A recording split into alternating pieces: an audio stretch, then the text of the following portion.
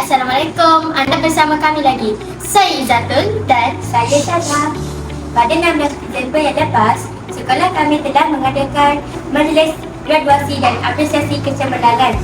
semua pelajar yang cemerlang telah diiktiraf dan diberi hadiah oleh pihak sekolah. Sangat betul murid-murid pada majlis tersebut.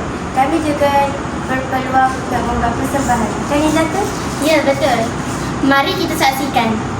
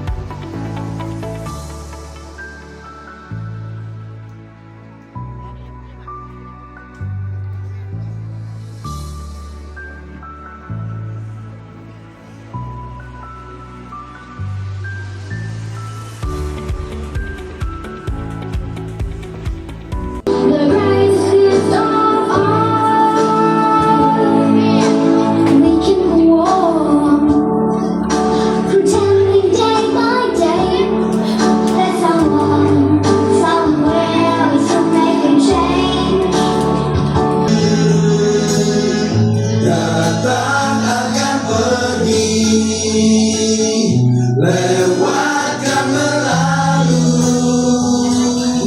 ada dan tiada bertemu akan berpisah.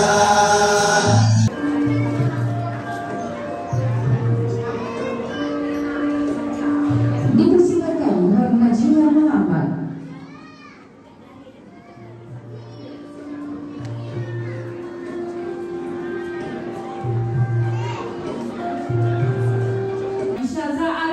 Muhammad Azmin diiringi oleh bapa dan juga ibu.